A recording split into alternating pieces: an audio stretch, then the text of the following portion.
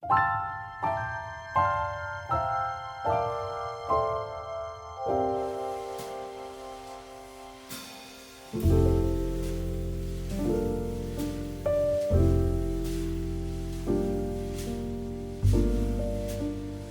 everyone, Christina here. Welcome to day 10 of the holiday card series. Welcome back.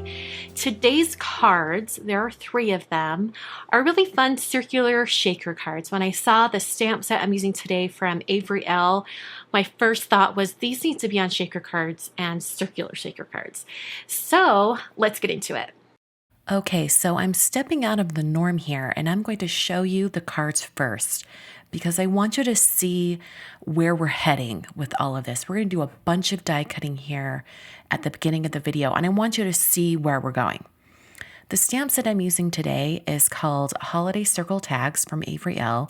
When I saw these little circle images, I wanted to color them with Copics and put them on shaker cards. I'm stamping all 3 images in intense black ink from Simon Says Stamp, and I actually stamped this 2 times so that I could get a really good impression with the line work. So you're not going to see me stamp it twice, but I did stamp it twice. And then since that ink needed a little bit of time to dry, I'm going to work on all the die cutting. So I'm using Fawn reverse stitched scallop circle windows, and it cuts the scallop on the inside and then it just puts a dash line on the outside. There's no outside that's cut. So I'm going to pair that with a regular circle die from Simon Says Stamp. This is their nested circle die. So I'm just making sure I've got a good size relation here. And then I'm going to take the 2 of these and tape them down to my paper with washi tape and cut them together. Since that Lawn Fawn die only cuts the interior, cuts the scallop, I've added that solid line cut on the back, similar to what you see here. So it's going to cut out that frame that's on the front of my shaker card. So I actually ran this through my die cutting machine 3 times so that I would have 3 frames. And I'm going to cut all of these and then set them aside. Now I also want you to take note of the size of the circle that I used for the outer edge. I'm going to be using that same circle a couple more times, and also the circle just smaller than that.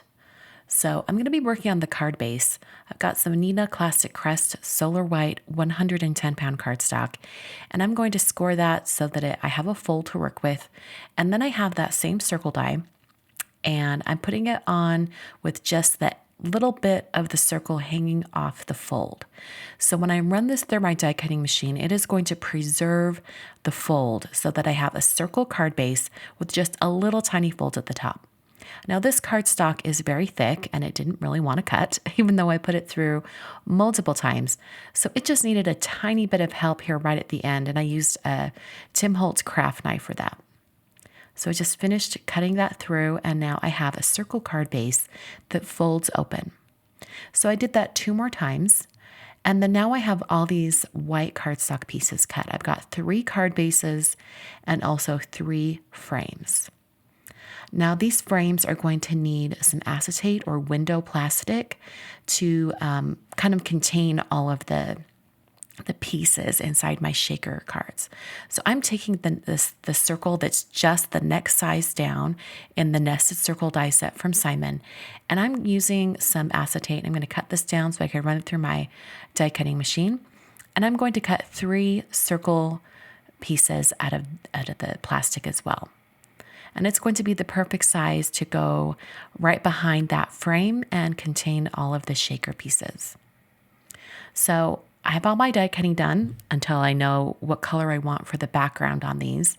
So I'm going to go ahead and do a bunch of Copic coloring.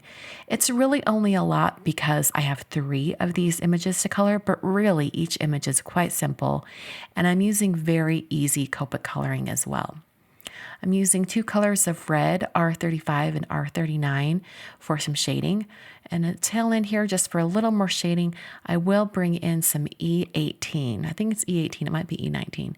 And I like to use this really kind of intense brown to intensify the darkest areas of the red. I've been using that color combination for years, and I love it.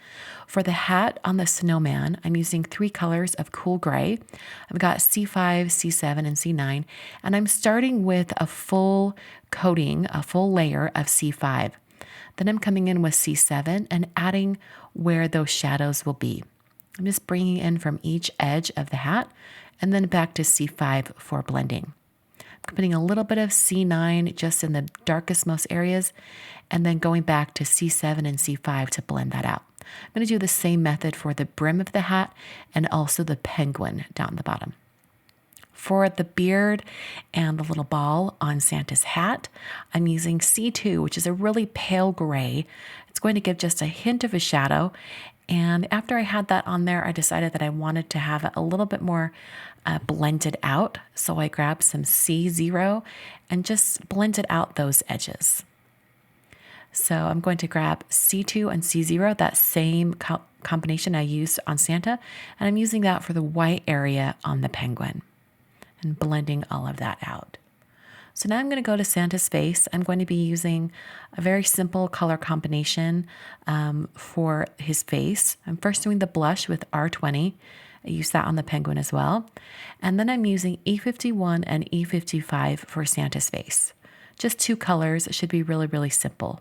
I'm adding some shadow right around those edges and then blending it out with the E51. Add a little bit of that R20 on his nose so it had a little bit more of a pink tone as well.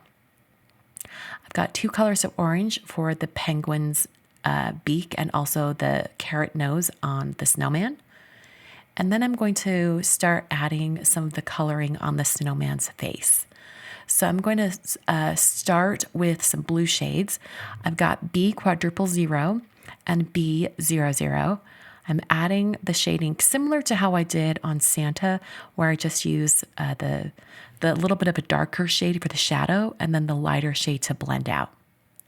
Reinforcing Santa's blush on his cheek and also on the snowman. And then to finish it off, I'm adding some greens around the snowman. I used a lighter green for the holly leaves and then a darker green for the outer area. So I'm going to add a little bit of white on the berries just for some highlight with a Jelly Roll pen. This is a number 10 bold. And then I went back to those circle dies.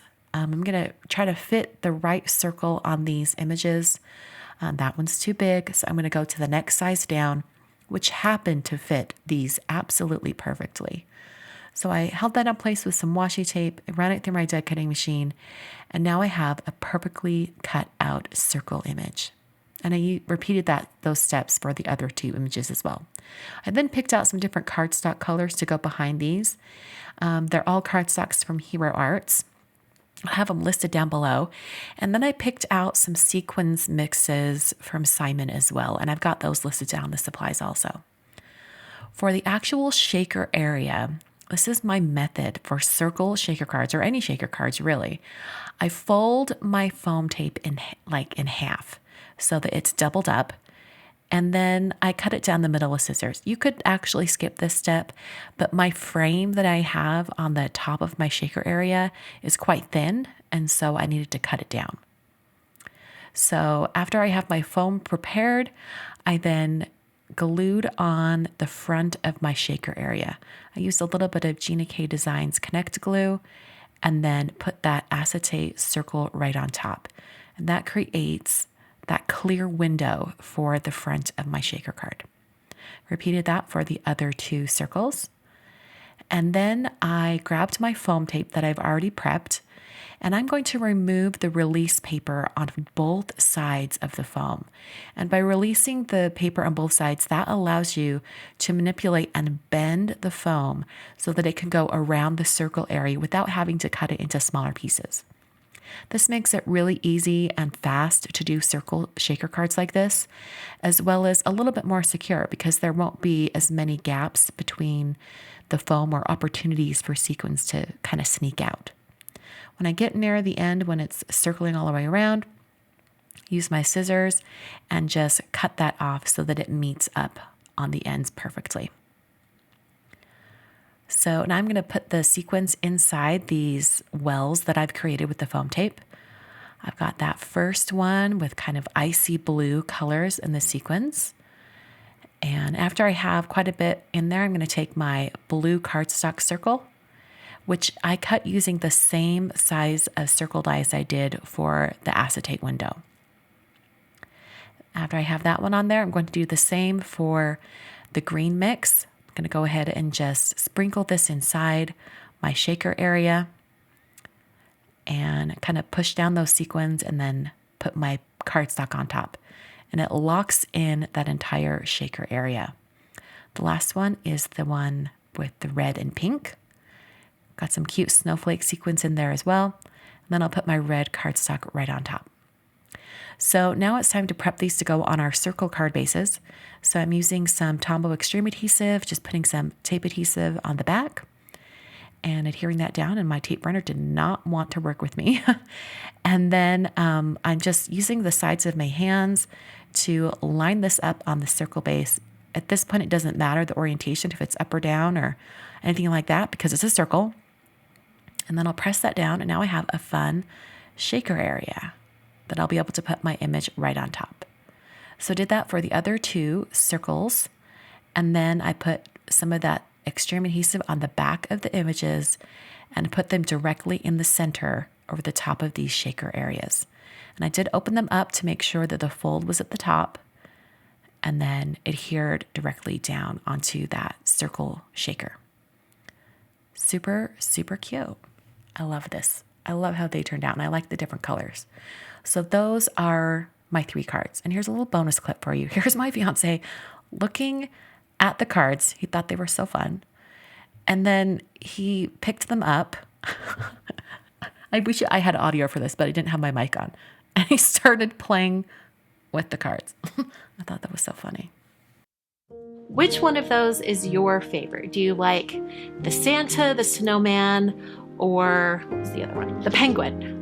Which one is your favorite? Let me know down in the comments. And if you're interested in seeing even more Day 10 videos from previous years of the holiday card series, I have 3 on screen for you right now. These are going to be the 2019, 2018, and 2017 videos. And every single Day 10 video from the years past is listed down below. Thanks for watching, and I will see you guys on Wednesday for Day 11.